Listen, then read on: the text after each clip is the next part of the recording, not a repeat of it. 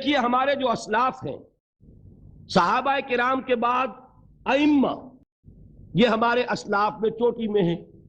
ان اسلاف میں، ان ائمہ میں دو بنیادی قسمیں ہیں، ایک محدثین اور ایک فقہاء۔ محدثین، ان کا کام کیا تھا؟ قرآن تو اللہ نے خود جمع کر دیا تھا، میں پہلے دن بیان کر چکا ہوں حضور کے سیرہ مبارک میں۔ حضور نے صحابہ کو اسی ترتیب سے قرآن پڑھا دیا اور سینکڑوں صحابہ نے یاد کر لیا۔ پھر جو کمی اگر رہ گئی تھی کتابی شکل میں حضرت ابو بکر لے آئے۔ پھر اگر اس میں کوئی فرق پڑ رہا تھا پڑھنے کے انداز میں تو ایک کتابت کے اوپر جمع کر دیا حضرت عثمان نے۔ بات ختم ہو گئی۔ خلافت راشدہ میں قرآن کا معاملہ تو محفوظیت کی آخری درجے کو پہنچ گیا۔ اب اصل مرحلہ کیا تھا؟ حضور کے اقوال مبارک کو جمع کرنا۔ صحابہ ہیں، منتشر ہو گئے ہیں، کوئی صحابی کوفے چلے گئے، کوئی صحابی دمشق چلے گئے، کوئی کہیں چلے گئے، کوئی کہیں چلے گئے۔ اب ان سب کے پاس، کسی کے پاس اتنی احادیث، کسی کے پاس اتنی احادیث، ان کو جمع کرنے کا کام، پھر چھان پھٹک کرنے کا کام، پھر مرتب کرنے کا کام، یہ کس نے کیا؟ محدثین کرام نے۔ بہت بڑے محسن ہیں اس امت کے محدثین کرام، پوری زندگیاں کھپائیں۔ ایسا بھی ہوا ہے، ایک محدث مدینے سے چلتے ہیں، انہیں معلوم ہوتا ہے کہ ایک صحابی دمشق میں ہے، ایک حدیث وہ بیان کرتے ہیں، ذرا باریک بات ہے سمجھ لیجئے گا۔ ان کو وہ حدیث معلوم تھی، لیکن وہ حدیث 3 راویوں کے راستے سے آ رہی تھی۔ ان کے پاس جو حدیث تھی وہ 2 راویوں کے حوالے سے تھی۔ اب وہ جاتے ہیں اور وہ دمشق کا سفر کرتے ہیں صرف اس حدیث کو سننے کے لیے، سواری سے اترتے بھی نہیں۔ میں نے سنا ہے آپ حضور کی یہ حدیث بیان کرتے ہیں، جی ہاں، ذرا مجھے سنا دیجئے۔ سنا دیا، ویسے ہی اپنے اونٹ کی جو ہے گردن موڑ لی کہ واپس، بھائی اترو، ٹھہرو، قیام کرو۔ نہیں، میں صرف ایک حدیث رسول تم سے سننے کے لیے آیا تھا، میں اپنے اس سفر میں کوئی اور مقصد جمع نہیں کرنا چاہتا۔ یہ کام کیا محدثین نے۔ لوگ سمجھتے ہیں جیسے کہ ڈرائنگ رومز میں بیٹھے ہوئے آرام سے کتابیں پڑھتے ہیں، شاید ایسے ہی محدثین کا کام تھا۔ انہوں نے جس طرح زندگیاں لگائی ہیں اور جس طریقے سے حدیث کو جمع کرنے کے لیے مشقتیں جھیلی ہیں، اس کا آج ہم تصور نہیں کر سکتے۔ اچھا، وہ تو محدثین کرام ہیں، ان میں بھی اب ایک کا نام نوٹ کر لیجئے، چوٹی پہ کون ہے؟ امام بخاری، امام مسلم، امام ترمذی، امام احمد ابن حنبل، امام ابن ماجہ، امام ابو داؤد، سب ہیں، لیکن چوٹی پر رئیس المحدثین کون ہے؟ امام بخاری۔ اچھا، اب تیسرا طبقہ ہے ہمارے ہاں، دوسرا، وہ ہے فقہاء۔ قرآن بھی جمع ہو گیا، حدیث بھی آ گئی، اب اس سے احکام نکالنے بھی تو ہے نا، استدلال کرنا ہے، حدیثوں کو جوڑنا ہے، قرآن کے ساتھ ان کا ربط تلاش کرنا ہے، اور پھر کوئی حکم تلاش کرنا ہے، اجتہاد کرنا ہے۔ یہ کام جنہوں نے کیا انہیں ہم کیا کہتے ہیں؟ فقہاء کرام۔ اور ان میں بہرحال جو لوگ یہاں جمع ہیں، مجھے یقین ہے کہ وہ اس بات کو تسلیم کرتے ہوں گے کہ ان میں چوٹی پر ہیں امام ابو حنیفہ رحمۃ اللہ علیہ، امام اعظم۔ پوری دنیا نے تسلیم کیا ہے کہ قانون کا جتنا سینس امام ابو حنیفہ کو ہے، قانون ایک علیحدہ شے ہے، اخلاقیات علیحدہ چیز ہیں۔ ایک شے کا اخلاقی تقاضا کچھ اور ہے، قانونی تقاضا کچھ اور ہے۔ آپ کو کسی نے تھپڑ مارا، اخلاقی تقاضا کیا ہے؟ معاف کر دو بھائی، اور قانونی تقاضا کیا ہے؟ جوابی تھپڑ رسید کرو، اس لیے کہ اگر یہ نہیں کرو گے تو اس کی ہمت افزائی ہوگی، یہ کسی اور کو بھی تھپڑ مارے گا۔ میں اپنا احساس عرض کر رہا ہوں، اور دنیا میں جو بات مانی گئی ہے کہ جس کا نام لیگل سینس ہے، قانون کا ایک فہم، اس میں دنیا کا کوئی شخص مقابلہ نہیں کر سکتا امام ابو حنیفہ کا۔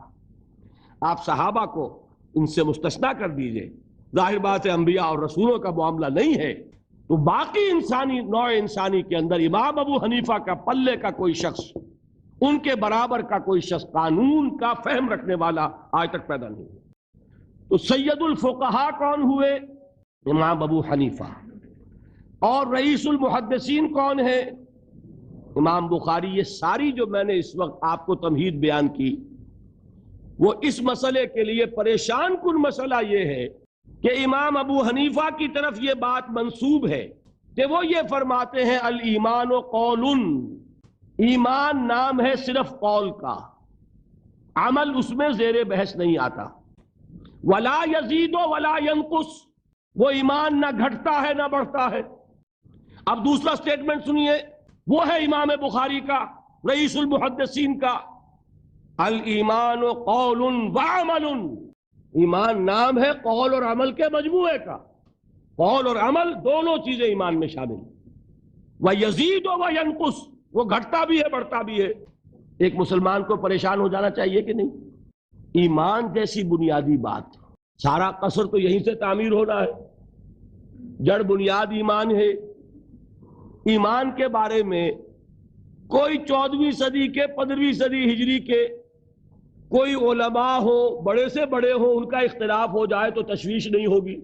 یہ کن کے درمیان اختلاف ہو رہا ہے؟ رئیس المحدثین امام بخاری اور سید الفقہاء امام ابو حنیفہ، اور کتنا بنیادی اختلاف، بظاہر متضاد باتیں، بظاہر کہہ رہا ہوں میں، تو یہ تو معلوم ہوتا ہے کہ بہت زبردست اختلاف ہے جو حل نہیں ہو سکے گا۔ اللہ تعالیٰ کا شکر ادا کرتا ہوں، اس نے اس کا حل سمجھایا، اور کیسا سمجھایا؟ میں پورے انشراح صدر کے ساتھ کہہ رہا ہوں، اس میں کوئی تصنع نہیں، کوئی تکلف نہیں۔ میرے نزدیک دونوں باتیں 100% درست ہیں، یہ نہیں کہ 50% یہ درست 50% وہ درست، نہیں، یہ بھی 100% درست، یہ بھی 100% درست۔ فرق کیا ہے؟ محل مختلف ہے۔ امام ابو حنیفہ قانونی ایمان کی بات کر رہے ہیں، اور امام بخاری حقیقی ایمان کی بات کر رہے ہیں۔ قانونی ایمان کے اعتبار سے 100% درست ہے یہ بات کہ وہ صرف قول ہے، عمل نہیں زیر بحث آئے گا۔ ایک شخص نماز نہیں پڑھتا کافر نہیں ہے، نماز کا منکر ہو جائے کافر، زکوٰۃ نہیں دیتا فاسق ہے فاجر ہے، کافر نہیں ہے، زکوٰۃ کہہ دے کہ ہے ہی نہیں دین میں، کافر۔ تو معلوم ہوا کہ قانونی ایمان جس پر دار و مدار ہے کفر اور اسلام کا، اس کا کل دار و مدار صرف قول پر ہے، اقرار باللسان پر ہے۔ یہ بات آپ نے سنی ہوگی، امام ابو حنیفہ کا قول ہے 100% درست کہ گناہ کبیرہ سے بھی انسان کافر نہیں ہوتا۔ کبیرہ گناہ ہے، شراب پی ہے، کافر نہیں ہے، حد لگا دو۔ حضرت عمر نے اپنے بیٹے پر حد جاری کی، ایک مرتبہ مصر میں حد جاری ہو چکی تھی، لیکن حضرت عمر کو احساس ہوا کہ وہاں شاید رعایت کی گئی ہوگی خلیفہ کے بیٹے پر حد جاری کرنے میں، لہذا پھر بلایا اپنے پاس اور دوبارہ حد جاری۔